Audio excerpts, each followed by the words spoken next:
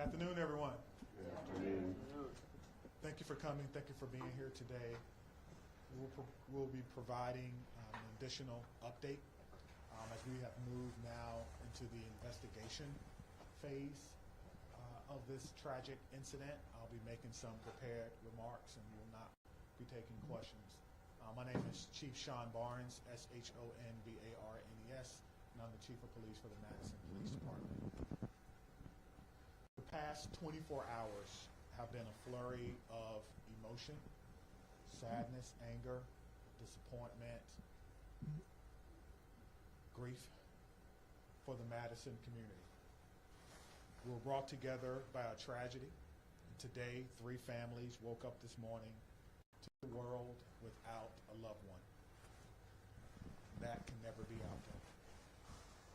In the midst of this tragedy, our community has come together in an incredible demonstration of support from Madison and indeed the state of Wisconsin and our nation.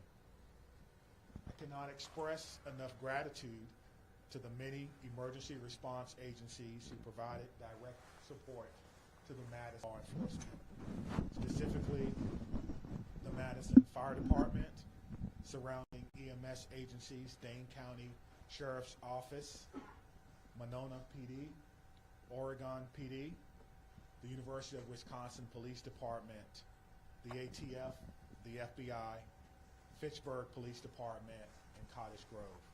A special thank you from me to all of these agencies. Thank you so much. These agencies and many others responded to the scene and or took calls for service within the city of Madison to allow us to focus on this tragic incident.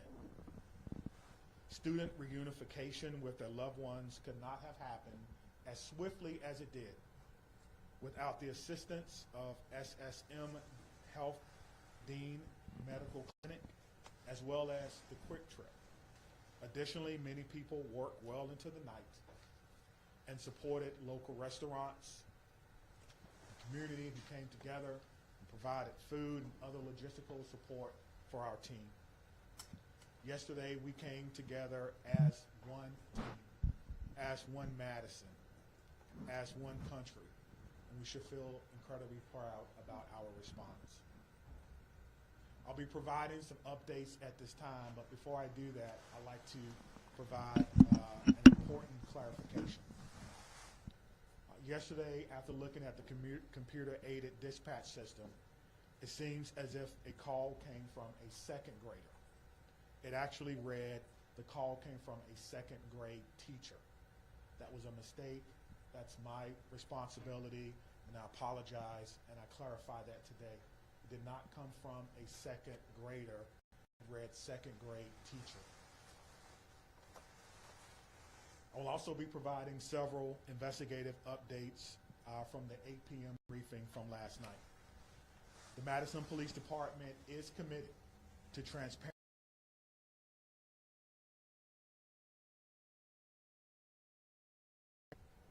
This must be balanced against our commitment to the victims of this horrific crime and the need to do a thorough and complete investigation. As a result, I recognize many of you may have questions that I cannot answer at this time. I ask for you to keep the victims in your mind and respect their right to a thorough investigation. I also will not be taking questions at the conclusion of this press conference, but your pre-submitted questions serve as the basis for updates that we're providing for you this afternoon. If your question is not answered, it is due to an ongoing investigation. Okay. We know a document has been widely shared on social media. At this time, we cannot verify its authenticity.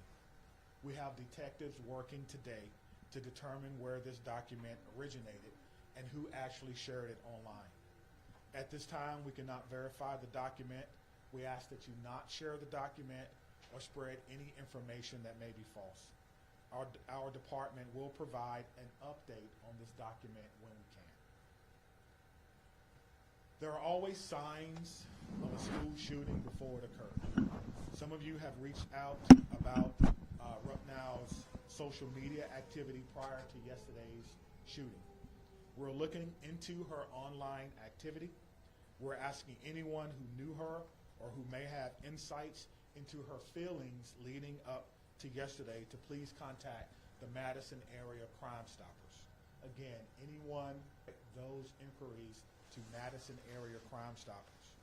That number is 608-266-6014 or at P3 Tips. P3 Tips. We will not be releasing specifics about these social media accounts at this time. Identifying a motive is our top priority, but at this time it appears that the motive was a combination of factors. Again, we cannot share that information at this time because we do not want to jeopardize the investigation and those who are currently cooperating with us.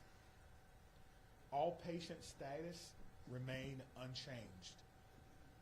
The 911 calls are the record of the 911 Communications Center, and their standing operating procedure is not to release documents in open and active investigations.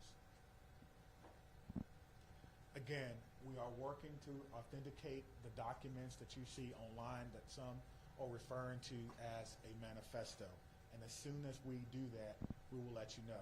Now, the process for doing that is looking at original documents that may have been taken from the suspect's home, looking at information that may be on laptops or on computer to determine if this document originated from our suspect.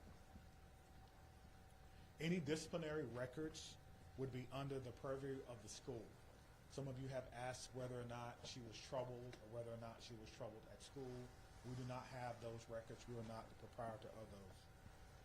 On the question of bullying, we're talking to students to understand whether bullying was one of those multiple factors that I mentioned earlier.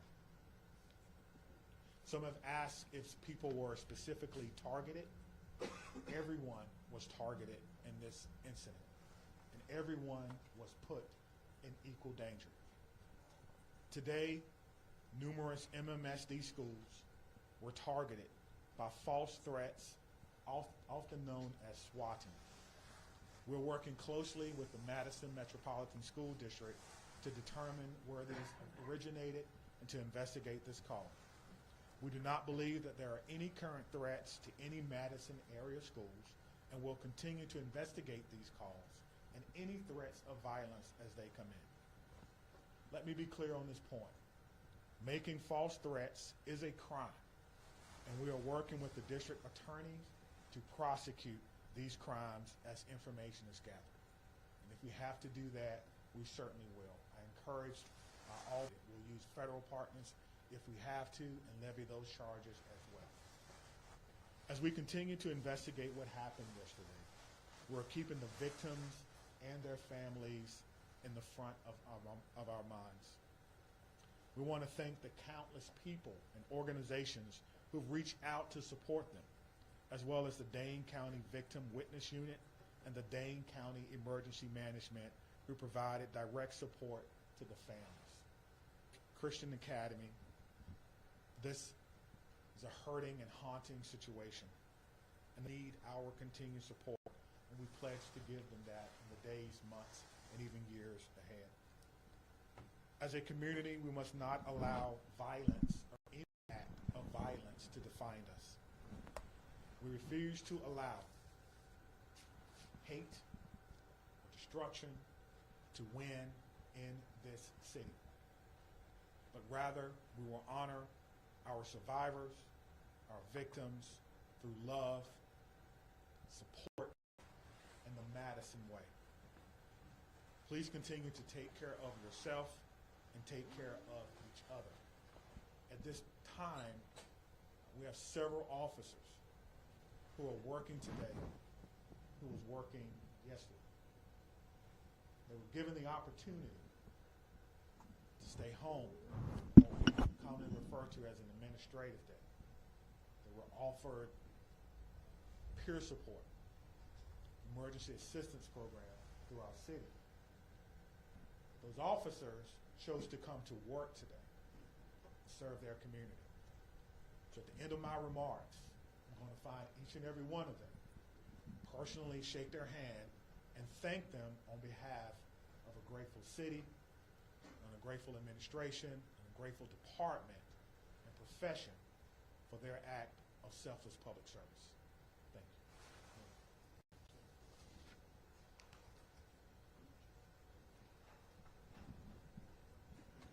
I want to start where the chief ended, which is just asking everyone in this room and within the sound of my voice to take a minute. It's been an incredibly difficult 24 plus hours at this point in time. We're all human, including each and every one of you in the media who is covering this really tragic event. Please remember that you're human and take care of yourselves. We all need to do that. Drink water. Take a moment. Access whatever mental health resources you need. Because that's our job now, is to take care of ourselves so we can take care of each other and our community. Yesterday, the Madison community experienced a terrible and traumatic event. If there's any positive in it, it's that the educators at Abundant Life, our local law enforcement and first responders, and our community partners were prepared to respond. They acted without hesitation to protect our children, and I'm grateful and humbled by their actions. It's a day that I hoped never would come to our city, but like so many other communities, here we are. We will never be the same, but we will get through this together. I want to ask again that everyone, please respect the privacy of the victims, their families, and those in the Abundant Life community. Right now, our full focus is on caring for those impacted. First and foremost, the victims and their families, the Abundant Life students and educators, our first responders, the students and educators across the city who woke up this building not knowing if they would come home tonight. The incredible bravery of that act. All of our students and educators are feeling scared and vulnerable right now. We are also trying to care for our whole community because I believe we are all fearful and grieving and impacted. Madison is working closely with Dane County, with community partners, with state and federal government resources to provide support and counseling to all those affected.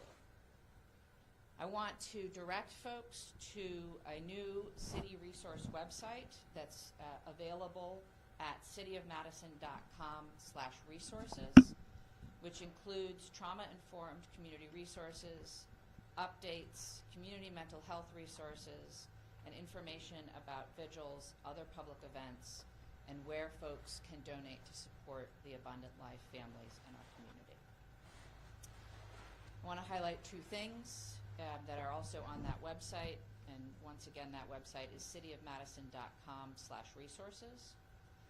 If you wish to support the families, the request is that come in the form of financial support through a site set up by the United Way of Dane County. You can visit unitedwaydanecounty.org, or you can text HELP for ALCS to 40403. Again, that's HELP numeral 4 ALCS to 40403.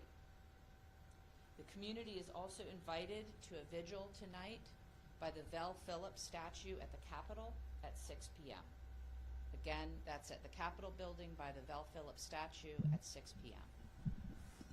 I would ask that everyone, and particularly the folks in this room, please avoid spreading misinformation, particularly via social media. Please vet what you share, even if your wish to share is well-intentioned. There's so much that we do not know at this point, and we have to allow law enforcement the time and space for a careful and methodological investigation. Let them do their jobs. And above all, please respect the victims, respect the families, respect the school community, particularly on social media. I want to say a huge thank you again to all of our partners and those across the country who have reached out for support and well wishes, including President Biden, who I talked to yesterday, Senator Baldwin, who I talked to yesterday, Congressman Pocan, Governor Evers, who called, and many others at every level of government and all across our community. I want to thank most particularly our first responders and everyone who mobilized yesterday to help, and certainly Madison Police Department and the many law enforcement agencies that were mobilized, the Madison Fire Department, the Sheriff, the State Patrol, the FBI, the ATF. I want to thank our hospitals that cared for the victims and the medical staff there. I want to thank Dane County, in particular emergency management and the victim services unit. They have been incredible. I want to thank SSM Health and the Dean Clinic. They, without hesitation, made their facility available to us. They canceled all appointments. They rearranged they put their staff at our disposal to make sure that the Abundant Life families could be reunited with their students. I couldn't be more grateful to them. I want to thank the United Way, both for setting up the donation site and for mobilizing resources across our community. I want to thank the Red Cross and the Salvation Army, the religious leaders who came to the reunification site yesterday from across our community, and all of the community organizations and businesses that donated food and resources to the families and are still now offering support for our community. There are so many people who have offered support, resources, help, and well wishes, and we are grateful to every single one of them. I want to end where I started, which is centering our collective humanity.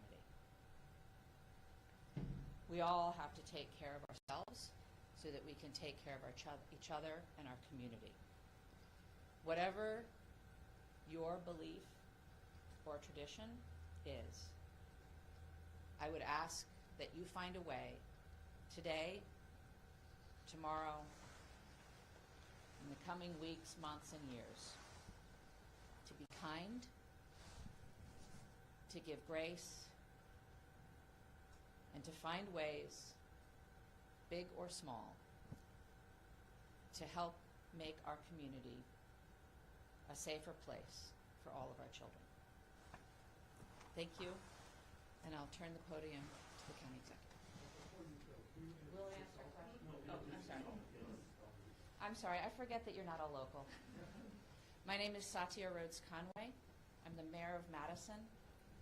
That's S-A-T-Y-A, last name R-H-O-D-E-S-C-O-N-W-A-Y.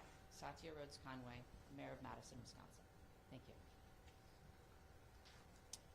Good afternoon, everyone. I'm County Executive Melissa Agard, M-E-L-I-S-S-A, A-G-A-R-D.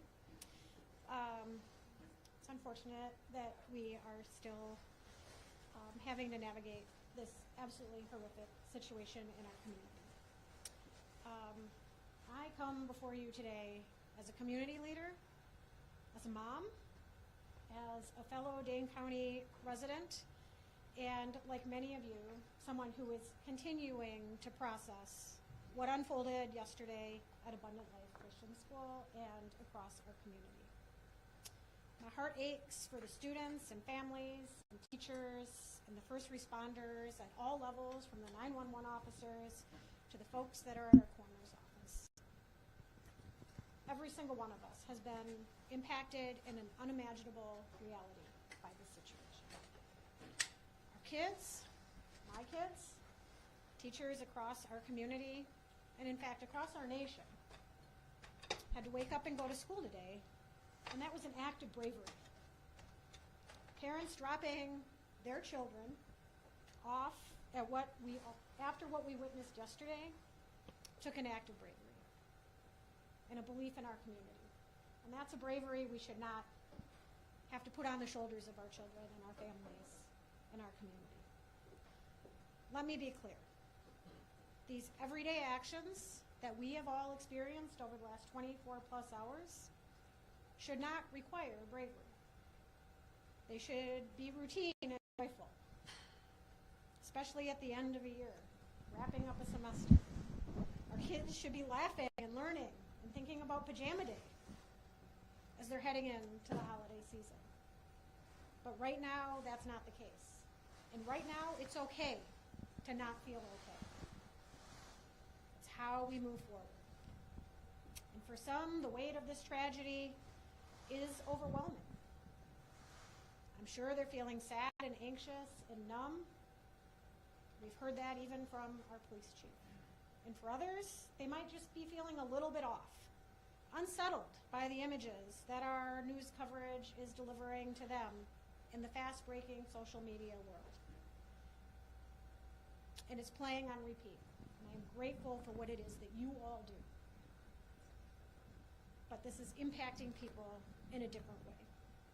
And I want you all to know, and people across our community, that their feelings are valid and they are not alone. Seeking support, talking to someone you trust, simply admitting that you're not okay is not a sign of weakness. It's actually a sign of strength. And whether you're feeling hopeless or scared or just not quite yourself, know that there are resources here in Dane County and in our community that will be here and continue to be here to support you in order to help people move forward through the healing process. Believe me, we are in this together. That is the Dane County way. That's what we do best. Through painful conversations and tears and hugs and vigils, we're going to heal. We're not going to be the same, but we're going to heal. Part of that process is setting aside complacency and demanding change. As someone who served 12 years in our legislature, I'm not stepping aside from that mission in my life. There's going to be public debate about the motives and other aspects of this mass shooting. But let us remember this fact. Gun violence is the #1 killer of children in this country. That's a legacy we cannot accept. We cannot accept that. Part of the reason I feel so pained by this tragedy is that mass shootings feel like something that's ominous and hovering, and we're all wondering where and when the next one is going to occur. And guess what? It happened here. It happened right here. And I am so proud of the folks that I work with at the county and that the mayor works with in the city and our partners at the federal, state, and local level, and how it is that we've stepped up and responded to support people. Could we do better? Could we do different? I am sure. But did we do well? I am proud of the work that has been done in this community over the last 24 hours. And I assure you all today that we are going to continue to work like hell to stop future tragedies and to support our community that has been harmed by these actions. And for anyone that's out there listening, anywhere in this amazing world that we live, whether you're grieving or you're scared or you're angry or you're unsure or you're curious, take care of yourself, take care of the people who you love and whose lives you touch. Talk to someone, anyone. If you're not comfortable calling a number, there is someone in your life you can reach out to. No one is alone through this. We are strong in Dane County, and together we're going to get through this. And I know that there are questions that we all want answers to. And I am hopeful that we will have those answers sooner than longer. But please give us the time to do this right so that we can learn how to prevent this from happening in the future and support those that have been most impacted in our community. We are doing everything in our power at all levels in a collaborative way to prevent this type of pain from ever happening again in our community. Can I assure that? No. We are going to work as best as we can to that end. So thank you to each of you for carrying these stories, for taking care of yourselves, and for delivering these messages to the people in our community that just want one more piece of information. Thank you for being here. All right. The county executive and I will take some questions. We obviously cannot answer questions about the investigation, but happy to take others, and we'll turn to Dylan. Sure. Lucas from the State Journal. As former lawmaker, can you talk generally about what the laws are in Wisconsin in terms of children's access to guns? Our laws in Wisconsin are far too lax when it comes to access of guns by children. And I do believe that we should have safe storage laws. We should have background checks. We should have red flag bills. We should be providing adequate support for everyone in our community when it comes to behavioral health. People should not be waiting when they raise their hand and ask for help. And there should not be stigma surrounding people who are asking for that help. Our schools should be adequately funded. Our Department of Justice has an Office of School Safety. They don't have enough resources, and that is on the legislature. There is a lot of action that can be taken in the Wisconsin State Capitol. This is a conversation that needs to happen from coast to coast. We need partners in our federal government to also address this because states have borders and people can cross them. Maddie from WSBT. As public officials, can you speak to the process of vetting information before sharing it publicly, what that looks like behind the scenes? We can try. I think it depends, but we have a process within, obviously, both police and fire have public information officers who work with the principals to gather and vet information and share it out. Similarly, in my office, we have a communications manager who works with us. In terms of the investigation, I can't really speak to that process, but there is a process within law enforcement to decide what information can be shared that won't jeopardize investigation, and then to do our best to verify information before we're sharing it publicly. Obviously, in an event like this, there is a lot of chaos, and it can be difficult to parse out where information is coming from and how accurate it is at any given time. And so in a developing scene, sometimes we will share information that's not 100% correct. But as you've seen already, the chief comes back and tries to give out the best information we can and correct any mistakes.